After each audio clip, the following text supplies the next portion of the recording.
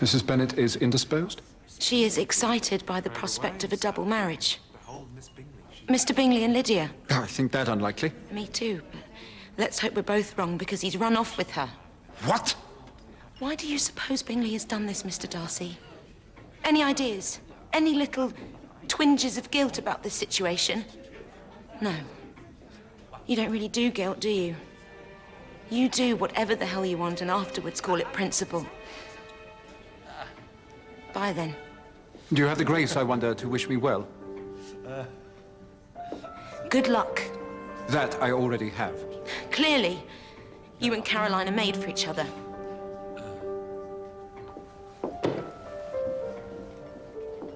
If Mr. Bennet has taken it upon himself to walk about the garden, I shall pursue him like a harpy. Hannam! Hannam! Oh! Door myself, Mr. Bennet. Oh, Mr. Bennet! The most extraordinary thing! However extraordinary, madam, it cannot match the adventure that awaits you in your drawing room. Lady Catherine sends us gifts.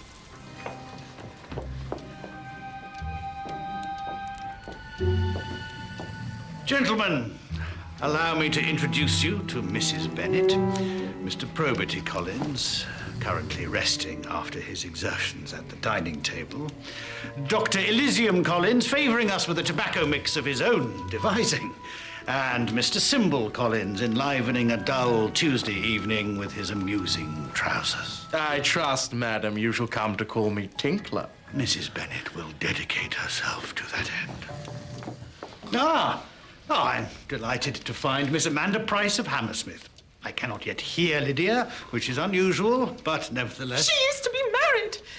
Mr. Bennet, that is what I tried to say. Married, madam? Anyone we know? Mr. Charles Bingley. This is extraordinary. Mr. Bennet, might we speak a moment with Mrs. Bennet? So off-piste, it is just insane. Lydia is to be married? Goodness. It seems barely plausible that she is old enough to cut a slice of cake, let alone keep a husband. Where is this marriage to be? I suppose I am obliged to attend. Mr. Bennet, may I speak frankly? I think Mrs. Bennet may be mistaken. What? Let him read the letter, please.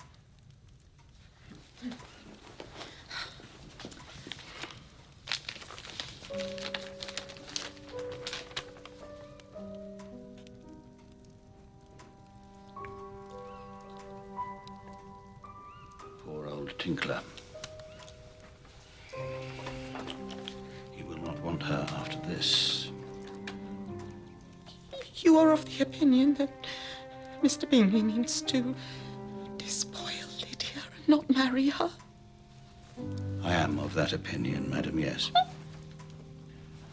The girl has thrown herself away, my dear. It is a shame. But her dissent cannot be arrested by intemperate demonstrations of contrition in my library. Mr. Bennet, you can't just read a book. You must do something. What do you recommend, Miss Price?